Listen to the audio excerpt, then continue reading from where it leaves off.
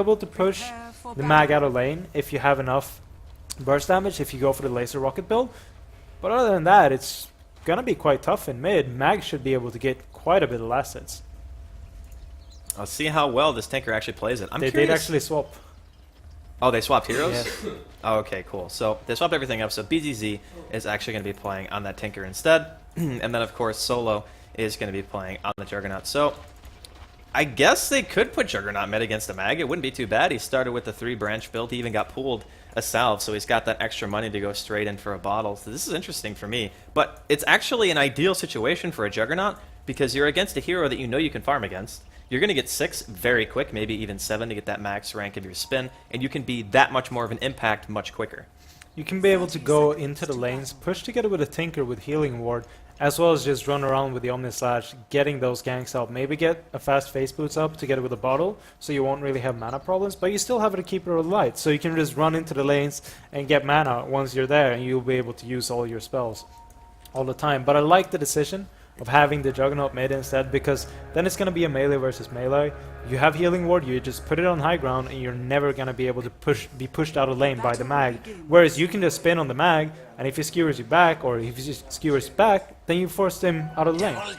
And even if you're 6 and he skewers you back, you can just Omni him after the fact. He's not going to be near creeps, and oh man, Light of Heaven not having a good time. Telekinesis to the high ground right there by Vanscore, and that is something that is like, that's actually pretty devastating, because now they're going to be able to do quite a bit of damage to him. He might even just die here. I don't think that... Yeah, it's a walking courier. He's just going to die.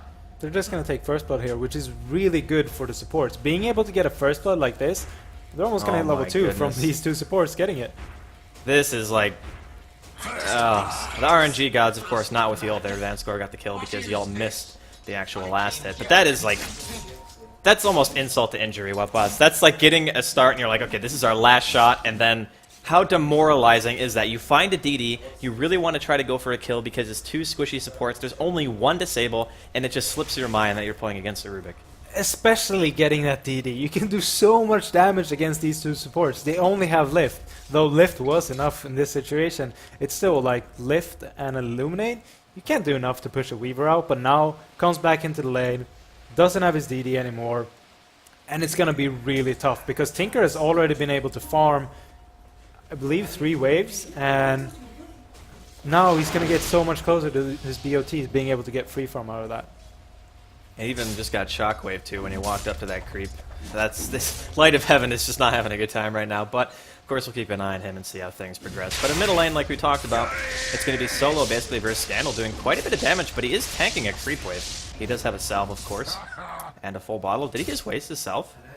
I could have sworn he just had one and then he just didn't have it anymore. So he's got the Healing Ward, not the end of the world for him, but some more regeneration that he probably didn't want to have to use. And in this lane, it's actually 7-1 compared to the 6-1 of Scandal, so he's a tiny bit behind. Scandal doing some pre-earning here just to check and see if he gets anything nice, and he does. A regen. That's perfect. What are the odds? That's just perfect. Now we can go into lane, use 2 or 3 shockwaves, pop the regen, and use 1 or 2 more. Oh, top lane. Oh, Light of Heaven. He could be in some big trouble here. He's stuck in the trees. He's trying to eat his way out, but he's out of tangos. Will he actually be able to get back through the lane? He's actually going north of the sentry, so very nice play there, but he has 5 more seconds before he can actually Shikuchi out. He might be able to get away from this, actually, which would be very, very nice for him. He actually pops the salve, runs back through the creep wave. He's going to have to go to the right here if he goes straight down. No, he's actually going to run into the tower. Okay, I guess he just decided that there was no way he could make it regardless. And a tri-lane that honestly should have very low kill potential on a Weaver has already managed to kill him twice. That is very surprising that he did that move, because he must have known that they dropped the sentry so far down into the lane.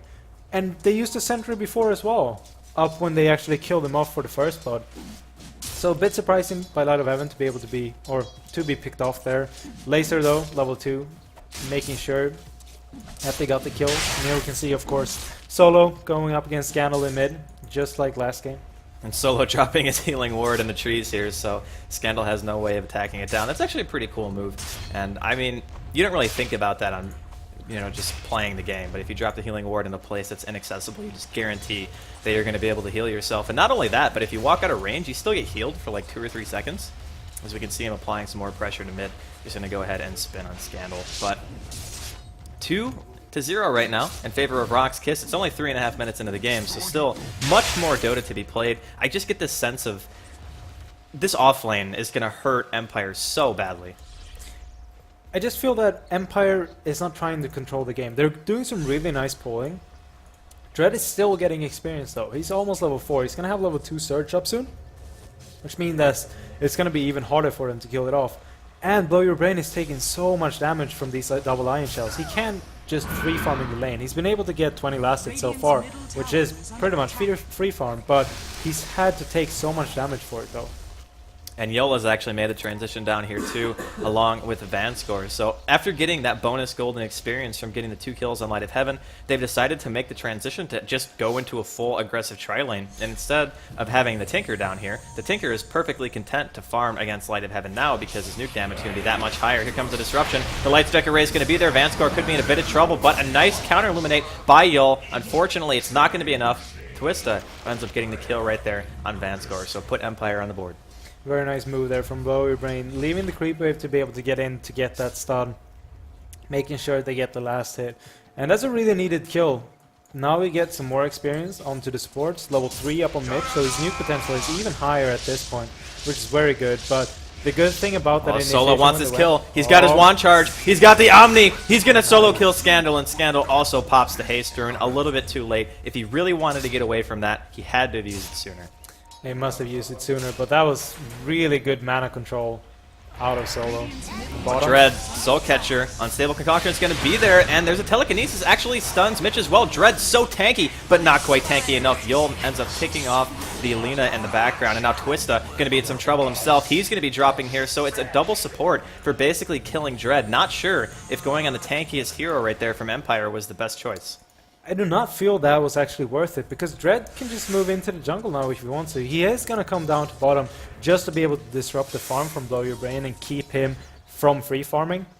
But still, he can just move into the jungle if he feels that he can't stay here anymore. But having these supports from Roxkiss, they're just doing work down in bottom lane. Being able to kill off both the supports on the side of they want to dive Blow Your Brain. The Illuminate's already being channeled. Is it going to hit him in time? The Telekinesis is there, pulls him right back into it. Blow Your Brain pops the ultimate. Dread's currently on the chase. The Light Strike Array going to be enough to at least deter Dread from diving any further. So the Chemical Rage proving to actually let Blow Your Brain live in that situation. Really nice play there from Mitch, coming in right in time, and Blow Your Brain being quite lucky that he's level 6, making sure that he can get the ultimate over right after the lift, because that HP regen was very needed for him to be able to survive there. One hero we haven't really talked about too much though, we mentioned him earlier, Tinker. He's free farming up in top. He's 33 last hits already, and about 250 gold away from his BOTs. Yeah, we can see he's actually maxing the laser, and he has 2 points into rocket, so Light of Heaven needs to be a little bit careful about how he plays this. He's not level 6, so he doesn't have that time lapse to negate the gigantic burst damage that BZZ is going to have, and this is something that I talked about earlier. It's uncommon, actually, to see a Tinker do this in a side lane, but because his support's left, he can just dominate Light of Heaven because he has a huge level advantage. He's got the farm. All he has to do is skill for burst, and then the Weaver can't do anything. Yeah, Weaver being such a low HP hero, and since Tinker is farming so well, he doesn't actually need the March either to be able to farm the Ancients. Well, bottom lane, of course, we saw that 3 versus 3 matchup between Empire and Roxkiss. Empire not really getting the best exchange right now. They, of course, traded 2 supports, but here comes Solo. He's got an Invisor, and he walks right into his Sentry, though, so Empire know these here. He's got the Omni and the Spin, but unfortunately, I don't think that Empire are going to be able to do anything about this push. Tower already at about half health. You can see Scandal. He's making his way down. He finds a solo Omni on Mitch. Now Twista going to be in some trouble. I don't actually know why they're still even here trying to fight this. Yol is actually going to get picked off by Blow Your Brain. He gets the Unstable Concoction. Here comes Scandal. Double RP under the tower. That's the kind of influence that he needs to have inside of this game. Solo trying to run away with that healing ward, getting as much health as you possibly can, but he doesn't have anything left. There is nothing in the tank. The Shockwave's going to be there. Give yet another kill to Scandal. He gets a double under the tower. Great rotation from Scandal there.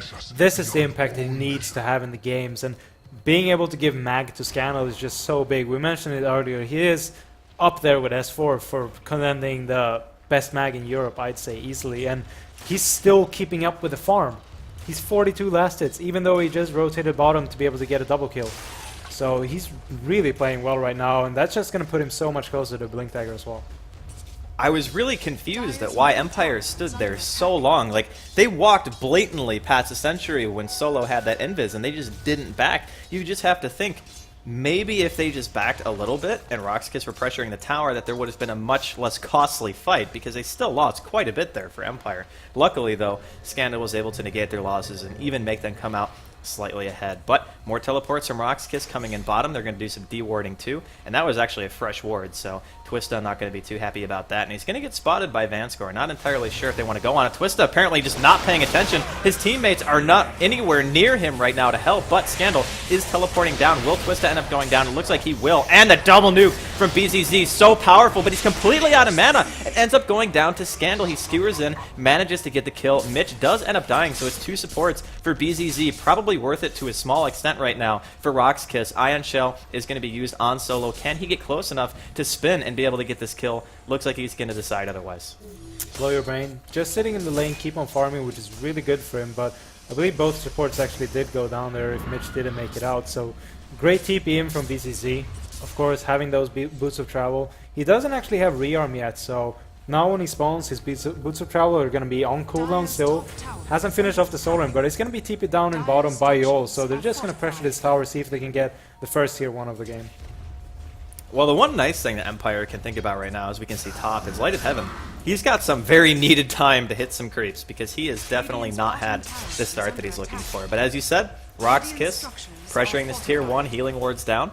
Yol, actually pretty low on mana at the moment. He's not going to be able to throw out another Illuminate until he gets a Chakra going. But still, first tower of the game, looks like it will be going to Roxkiss. Empire doesn't really want to commit. Scandal being only 800 gold away from his Blink Dagger at this point. They don't want to force that fight just because they want the Blink Dagger to be able to initiate. He rotates top though, waiting for BZC to come up once again. He is here now though.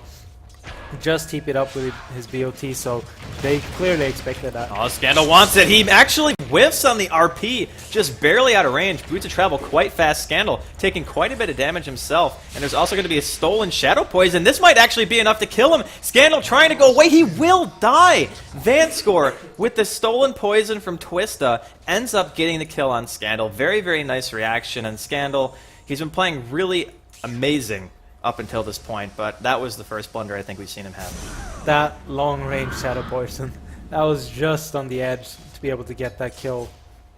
And it's a really good pickoff. Like I mentioned, Scandal was so close to his Blink Dagger. Now he's not down to only 1,000 gold, so he lost about 350, probably bought a TP out. So got put back from the Blink Dagger, which means that they're still going to lack on that initiation. Well, initiation, Solo doesn't care about that. He's going straight for an Aghanims, apparently. He's picked up a point booster as his first real item, and if you think about it, if you want to have the biggest impact the fastest, and you know you're going to get to 11 relatively quick on a jug, going for an Aghanims is actually pretty good when you're against squishy supports. And when you have some other damage follow-up like March of the Machines, and you're not being relied upon to just really hard carry. So, I think this is actually an okay choice. Typically, I don't advocate going Aghanims first, but in this specific scenario, I think it's okay. It is quite nice. You have the Iron Shell damage, of course, and then the March of the Machine, and the Laser Rocket, since BCC has actually maxed out his rockets now. He got 3 levels into the laser and finally picked up his rearm, since he took him quite some time to just hit that level 9 to be able to get the rearm. But now, Bottle, Soul Ring, BOT's up, and he's just going to start farming away. Solo going in towards top lane. He's trying to find somebody. And Vanscore actually manages to get his hands on Chikuchi, which is one of the best spells you can possibly get on a Rubik. Even in some ways, in my opinion, better than Blink, just because it does damage. And you can use it for just mobility all the time, and it makes it incredibly annoying to take him down. But they're going to be trying to take this tier 1. Scandal doesn't have his RP just yet, still on cooldown for a little bit longer. And the Rocket Spam going to be enough to chase, but Scandal goes down. The RP just came up, but he gets Telekinesis before he can use it. The disruption is there from Twista. Can he actually hit anyone meaningful with the RP? I guess not. He's just going to end up dying, actually, to BZZ. The Omni Slash is there. Mitch taking quite a bit of damage from it. The Illuminate from the back and an auto attack, but he lives. He actually ends up... Oh, never mind. Rockets. RIP to Mitch. So, unfortunately, the support going down. RP. He went in as it came up. But the Telekinesis from Vanscore, so clutch, hit him right away. This is starting to look more and more like the last game. Empire is getting some really good kills. It's just that Roxkiss is starting to control this game very, very well. They got both tier 1 tower in bottom as well as top, and now they're just moving into mid. And they know RP is still up though. But if they keep Blow your splitting brain. like that, He's got the Shadow Blade. He goes on solo. The Unstable Concoction is there in the burst to follow it up, even throwing a Laguna Blade just to be sure. He tries to cast RP again, but another Telekinesis Scandal just simply can't get his ultimate off. Light of Heaven ends up giving away a kill, so it's a trade, a mid for an offlaner, a trade that Empire is going to have to be okay in taking at this point. it's hard though, since Weaver is going to be their secondary damage dealer. Right now, they really need the Weaver to be able to get farm, and he can't keep on dying like this. I believe he's only died... Oh, he's actually died 3 times right now, so... Yeah, it'll be hard for them to be able to get that farm up on the Weaver. Well, Light of Heaven, he started things off picking up a DD. I was thinking to myself, if he didn't get Telekinesis up there, he probably would have gotten First Blood. Because a Shikuchi, a double damage on a Weaver against a Keeper of the Light and a Rubik, once that one disable is down, those heroes are dead. The Tinker can't help them. So, really, really unfortunate start for Empire this game. It's 8-13, still, of course, more Dota to be played, but Empire have a very uphill battle ahead of them. The Tier 1 being pressured here pretty heavily by Rock's Kiss. We'll see a Scandal or Empire in general can mount some kind of defense here. But Vanscore is actually all by himself. Light of Heaven going in, giving vision to blow your brain. Can he actually get the Unstable Concoction? No, he cannot. Looks like a Shikuchi lasted a little bit too long, and he will end up stunning himself. The question I want to roll right now is, where has Yol been farming? He's got a Mechanism up already. He's 1-1-9 though. He's been in 10 kills out of 13, so I guess that's where most of his gold comes from. But a 14-minute mech on a support Keeper of the Light in a defensive tri-lane, that's insane. This is the kind of timing that you want it too. This is when it is the most effective. You're going to have BCZ using March of the Machines. Granted, it's only level 2 because he went for the max nuke build. I think it actually worked out pretty well for him though. Disruption actually going off onto Twista himself because he was trying to negate some damage. But this tower is just going to be slow siege. I don't think Rock's Kiss have any problems sitting here making Empire sit as 5 because again, when you're ahead, it's okay to make the other team react as 5. You can see Scandal now. He's like, yeah, I need my Blink Dagger. I really want to try to go and farm that top lane. But he's just feeling so pressured to defend this Tier 1 middle because it's one of the most important towers for them. As long as Scandal doesn't have that blink, they won't be able to initiate unless he is successful with this smoke. So we'll have to see what he can actually make do with this smoke now. Well, BZZ isn't there for the moment. He does have bots, of course, and rearm now, so he can be at the fight at a moment's notice. The healing ward is actually up. I think he was trying to wait it out, but he did end up getting revealed. Rock's Kiss now know that Scandal was behind enemy lines right there, looking for a potential pick, but they're going to probably have to sack this. Like, Scandal cannot fight without a Blink Dagger anymore. There's just way too much that he has to worry about. The March of the Machines getting vacuumed. Telekinesis from Vanscore has been pretty much spot on. See Blow Your Brain throwing out a concoction onto Yol, but he needs the Blink for initiation potential, or even just defending. The great thing for Roxkiss at this point is that they have that Tinker. He can just TP to another lane once the creep wave isn't there and farm there instead, because Empire is sitting with 5 people in mid. They can't leave that lane. Now they lose the tier 1 tower, so they can go back to farming, but this opens up the map so much for Roxkiss, and they're actually moving into Roche maybe, since they have the healing ward as well, double damage up on solo as well, so they're gonna get a Roche here, and that's just gonna be great for them. Oh, these two poor supports, man, getting just pelted down by rockets. Twista actually just dies! He doesn't even use Disruption! He just walks face first into a rocket and ends up giving away a kill. Blink Dagger now picked up on BZZ after securing that kill on the Shadow Demon. And this Roshan is definitely going down now. They weren't going to contend it before, but now it's a definite free Roshan for Rockskiss. There's no way Empire can even get close to the Roche pit at this point. They won't even be able to trade the tier 1 tower top just because they have a Tinker. He TP's top straight away. And since they have the healing ward on solo, and he's going for some damage as well, I mean, they have enough damage to kill off the Roche here. They don't actually need a Tinker, and he can just TP around and defend every tower. So this is looking really good for Roxkiss. Well, Aegis going to solo. And he is working his way towards the Aghanim still. Gem actually picked up now by Yul. So they're going to be able to do as much dewarding as they need to. And it's funny because there's like this concentration of wards towards middle lane for Roxkiss. They love their river vision. I will give them that. They can see both runes and they can see the high ground in mid. So they definitely had their priorities set when they were pushing up that lane. They had full vision of every angle that Empire could actually engage them in. So you know when you're playing against a team like Roxkiss that they're always going to have the game plan set. They always know where they want to be, and they set it up so that they can succeed pretty much every time. I mean, did you see those rockets in mid? Yeah. BCC needs pretty much 4 rockets, and he kills both supports on Empire's side. That's how weak they are at this point. I would not be surprised to see if he goes for Dagon. A Dagon would be great here. You can just burst the Shadow Demon straight away. You don't have a disruption to be able to save your teammates. And you just instantly make the fight 4 versus 5. Well, we'll see what his next item choice is going to be. Of course, we did see him pick up the Blink Dagger. Scandal getting his own Blink Dagger now. A little bit late, but still better late than never in this case. And to be fair, Scandal has had to move around the map a whole heck of a lot this game just to stop the hemorrhaging from his team, because the bottom lane didn't really go that well after the transition of Rock's Kiss. They already killed Light of Heaven twice before they even came down, and then Blow Your Brains farm was contested. Scandal made the one big play of the game basically by picking up 2 or 3 kills when he managed to walk down from mid. Rock's Kiss now poised to take the tier 2 bottom. They have the healing ward. BZZ sitting in the woods down here being as annoying as he possibly can, spamming that level 3 March of the Machines. And at some point, Empire are going to have to try to fight, but it's just the same feeling that you mentioned in game 1, where they just can't engage. It's so hard for him to engage as well when you have the March Machine coming down so far down into the lane. Scandal can't get a proper blink. They're just going to see if they can go for a trade instead. Blow Your Brain, move towards mid already. Scandal is there as well. And they're just going to sack this bottom tower. Oh, Omnislash going up mid. Or Twista is just going to be able to disrupt himself. But that's going to be a dead support once again. And this is going to be an easy tier 2 tower for them. And Dread actually TPing to the tier 2 mid, while Rubik TPs to the tier 1. Never mind, cancels that. Would have been a little bit brave even for Vanscore this game. And I got to give him props, man. He has played excellent so far on this Rubik. And it looks like tier 2 bottom will end up getting denied.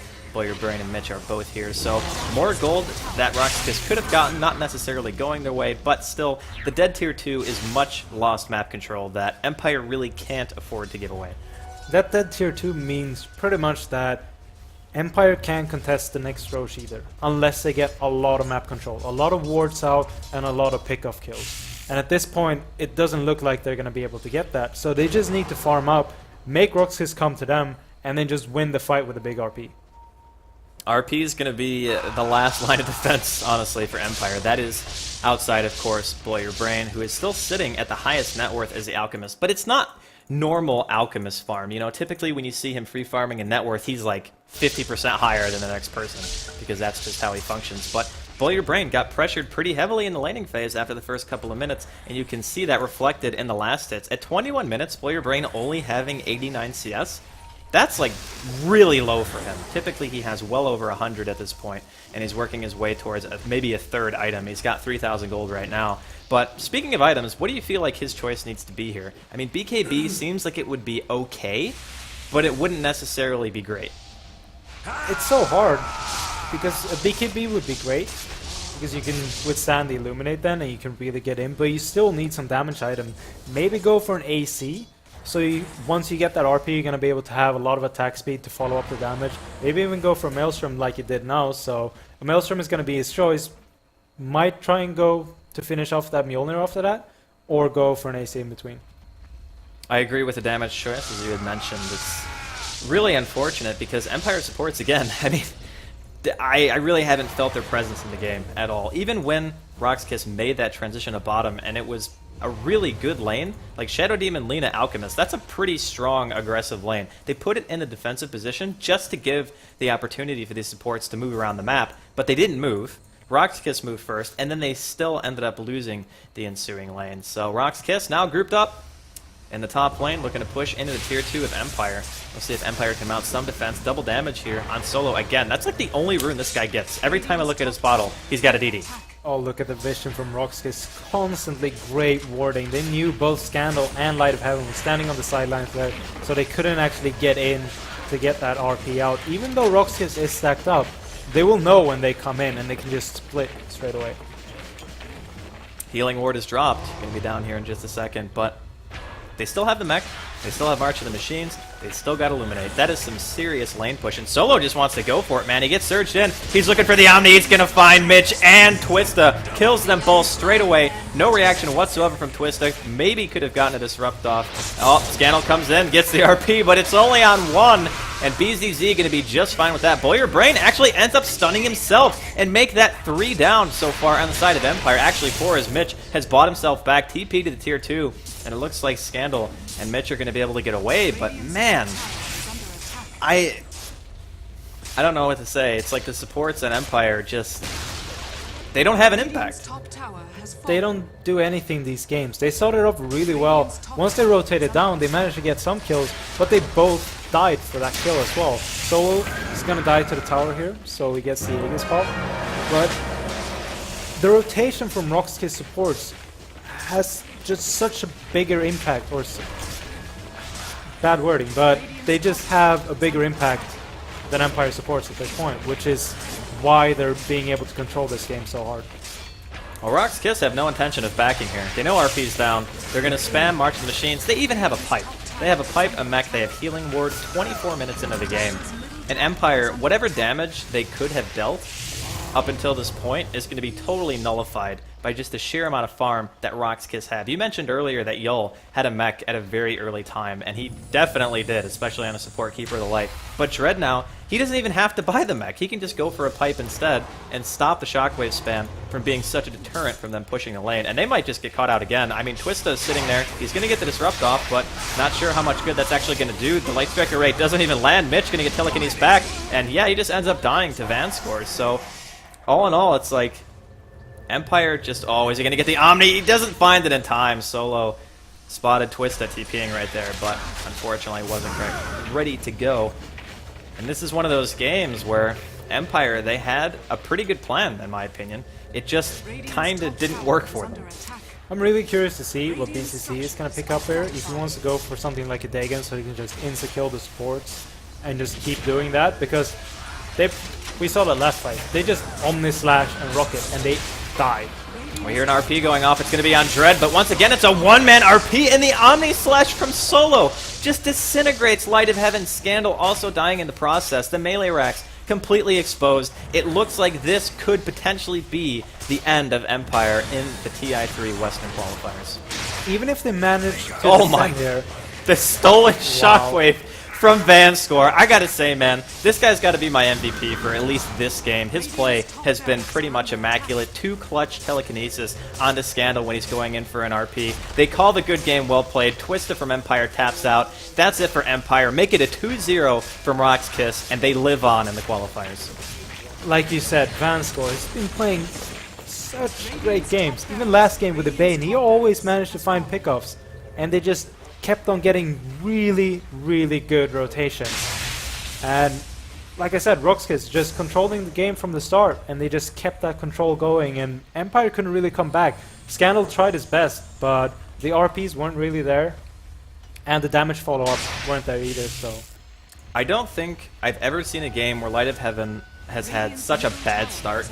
I mean, the guy was 0-5 and 0 in a 26-minute game as a Weaver. I mean, yeah, he was an off-lane Weaver, but still, that hero is known for his mobility. He's known for his capability of fighting at some early stage in the game where you can actually go for kills.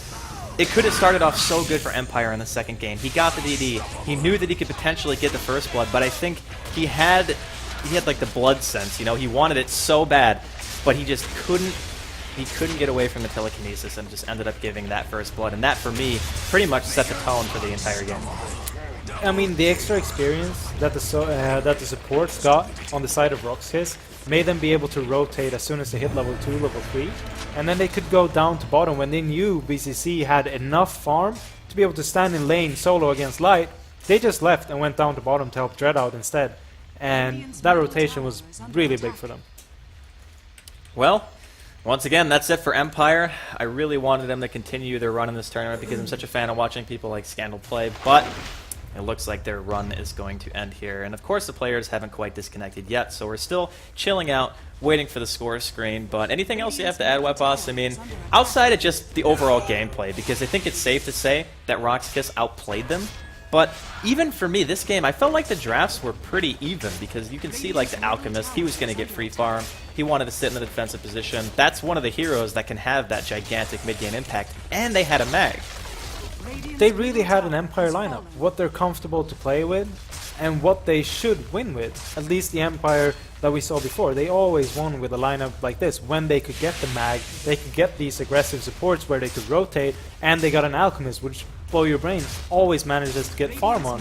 But Roxas, I'd say the biggest thing is just that we've emphasized it before, their supports do so much more than Empire supports, and they rotate so well, and just manage to find kills where you're not really supposed to find kills, especially with these two supports. Like Keeper of the Light and Rubik, I mean, you got some damage, but you're not really supposed to kill people all the time with it. Well, there we go. Score screen going to be popping up here in just a second. Of course, it means that Rock's Kiss is going to go on to play Absolute Legends here in just a bit. But Empire, as many fans as I'm sure they have all across the world, their run ends here. And of course, we are back inside of the studio, and we're joined by none other than James and Bruno. Goodbye, Empire. We hardly knew you. It's a bit dramatic. It is, but I mean, It's a dramatic time. it's a dramatic moment. It's Yeah, the first okay. team, and now they were 7. Yes. Yes. Yeah, first team to drop out. From what we heard about Empire in terms of how their performances going into the tournament, even though people were like, yeah, you know, their past history and stuff, pretty much confirmed over their 2 games. They didn't win a single map No. during the whole TI qualifiers. Of course, it's, as you mentioned, Scandal and Light of Heaven, you know, and Blade Brain players that you were like, yeah, we want to see more from them. We want to see, you know, these great games. Just, it's going to be very disappointing as a team to see. I'm not sure how they're going to be on their voice communications right now. But everybody came into the tournament wanting to win. It's a $1.9 million qualifier tournament. So it's the biggest loss of your career. Yeah. And they just went 0-2 versus Rock's Kiss. If we want to talk about some of this, anything that you want to talk about in terms of game? I think it's especially significant, must be especially significant for Light of Heaven. Imagine like him, a player that went with Navi into winning TI1, getting second place TI2. He really wanted to make an impact and be able to just keep on participating. Of course, Empire, by any means, not a strong team as Navi at the moment. Like, no one can discuss that. But still, the quality of the players is good and they have potential. They will have to wait until next year. But they will keep playing, I guess. I mean, the players maybe in the next in the same team, maybe in different teams.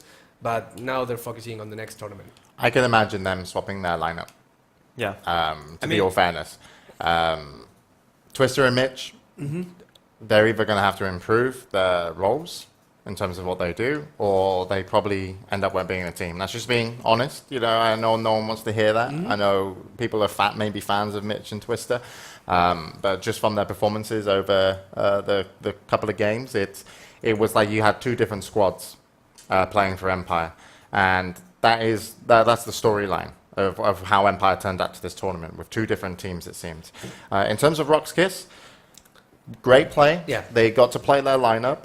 Some little things we can talk about in the game. What was quite interesting was the Juggernaut played by Solo. Solo, going for the Aghanim's first item. Now, I love Aghanim's I know first you do. item, right? But the biggest downfall of Aghanim's first item that I always find, and if I watch other people, is just it does slow down your farm. Okay, if you get a Yasha early on, you move faster, you kill faster. You know, you focus on your creeps. Obviously, you can also go for Battle Fury, but that's really saying we want to go late, etc. So, you know, Yasha would have been maybe normal. And you don't rely on your ulti as your main... I know it is your big, huge damage dealing ability, but you kind of... You want to right-click, yeah? So that Yasha allows you to close the gap with drums as well, you know, all this kind of elements that you can bring. But the Aghanims, I felt, was a really nice choice. Yeah. Just because, A, they're ahead, and B, if you look at the lineup they were fighting against, when you do an ultimate, you're either hitting this, or you're hitting this.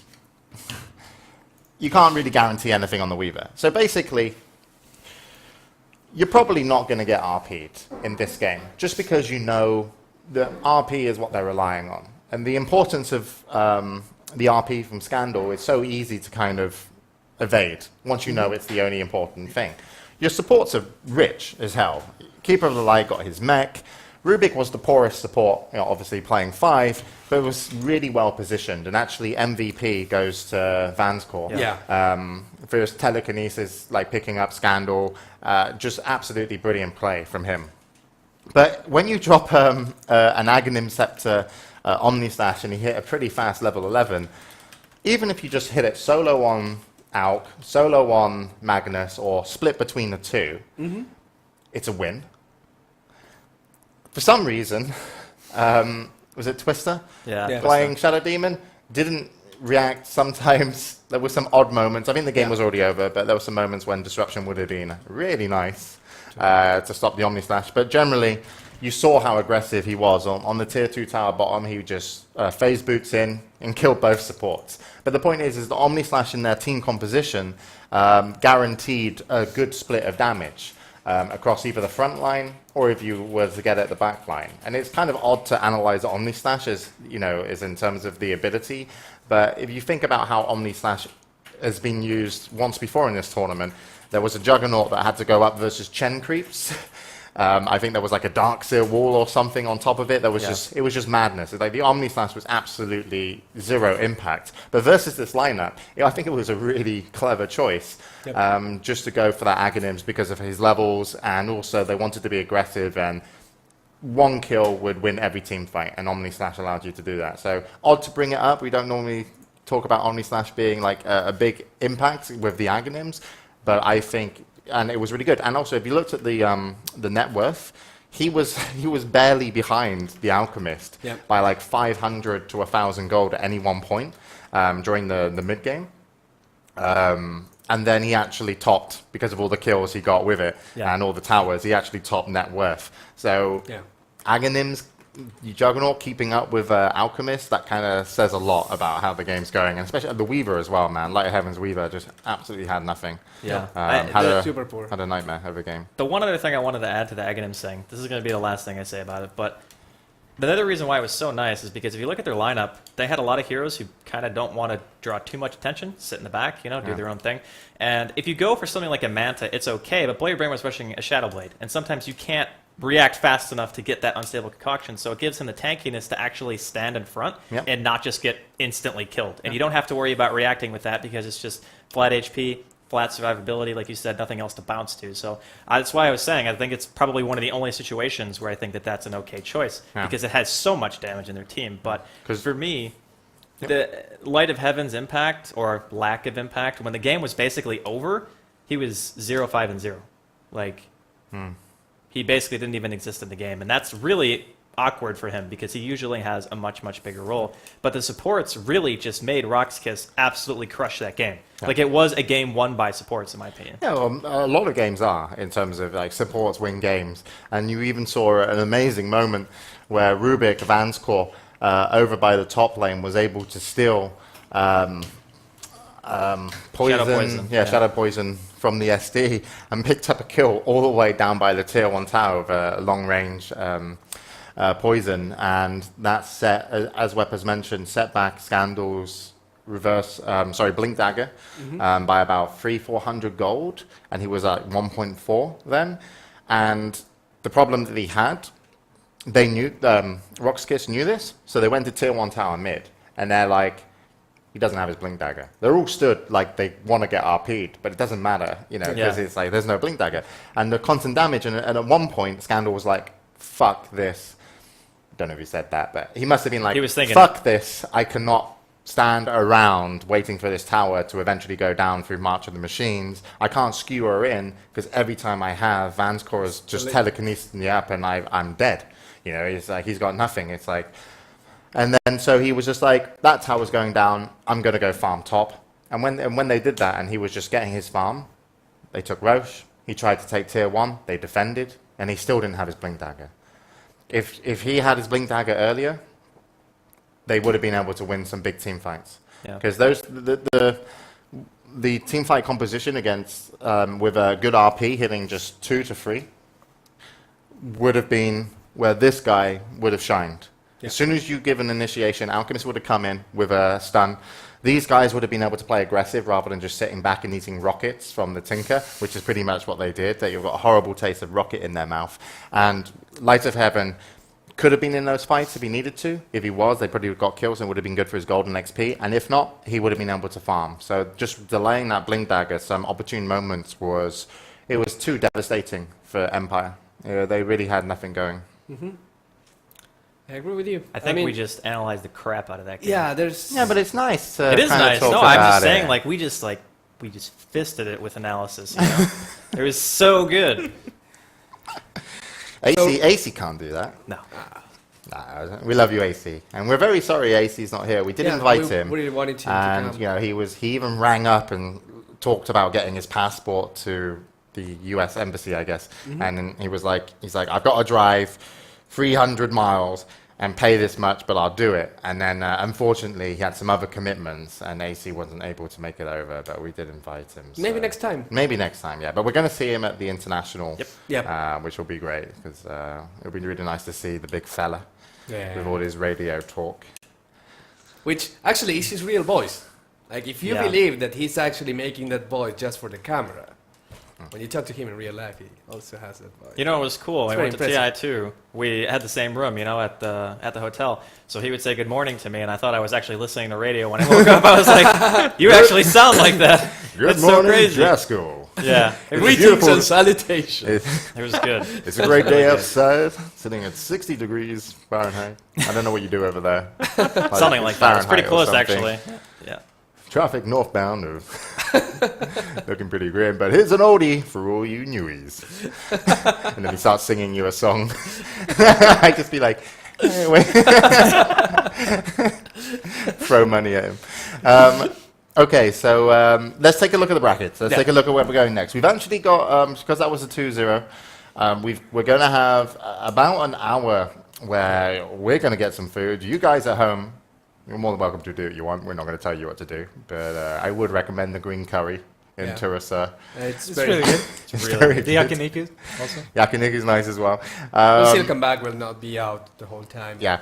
So the lower bracket, Empire losing to Rock's Kiss. So Empire, first team out of the tournament. This is obviously Group A. We are going to be going into Group B tomorrow for 2 days as well. But the rest of where the story is, just for Group A, lies on one best of 3. DD have currently qualified in first place. They've qualified from their group. They are now going into the playoff stage. The playoffs will have 4 teams. 2 of them will be going to Seattle. 1 of them will be invited. The other one will have to play the second place from the Eastern qualifier playoff. It's not very confusing if you've seen all the diagrams, but maybe from my verbal picture that I'm trying to paint for you it is. But it all comes down to Absolute Legends versus Rock's Kiss. 1 best of 3. Rock's Kiss, I always feel going into this, are going to be the team that would come out second place, or potentially first over D. Came in, proved themselves strong. But you have to remember, Rock's Kiss have had a warm-up game. This is big. Yeah. Yep. I really hope Absolute Legends, despite wanting desperately to watch Rock's Kiss's lineup, because if Absolute Legends watch that game, they're going to have some insight to one of their opponents that they have to play for the biggest game of their career. But at the same time, they want to warm up. Yes. So they have an hour, and when they come back at 8 o'clock, I think we'll be starting the pre-show and then getting the game ready. It's Absolute Legends, I feel, are at a disadvantage going into this matchup. Not because of those factors, but we have to consider them in. But I think Rock's Kiss, playing well from the get-go here, taking a 2-0, are going to come in with a lot of confidence and going to play their game. I have one thing to add to that. And I agree with what you're saying, by the way, in terms of AL being at the disadvantage. But let's also keep in mind, they've shown their trump card many, many times already. And it's probably the only reason why they were able to take that one series off of Rock's Kiss in the first place. So, yeah, they might have something left. And AL definitely played better than Rock's Kiss in general, I feel. But like you said, just coming in, and when you feel like you're good, you have a good day, and everyone's on the same page, and everyone's functioning, it's really easy to carry that momentum into the next best of 3. So for Rock's Kiss, it's like, we've seen your trump card, at least one of them. Maybe you have another one ready. If they do, I'm sure they're going to use it here because it's their last shot. But I still feel like AL are coming into this the underdogs again. Yeah, I think DD mentioned that they had another trick at least, or they'd shown most of their cards, but they still have something available to them. But Absolute Legends, yeah, their sprint finish with trying to show something a little bit different with the Slark didn't work out yesterday in terms of the final match. But what is important with Absolute Legends is that the individual skill of those players in terms of how they've played as a team, on defense, on offense, has been spectacular.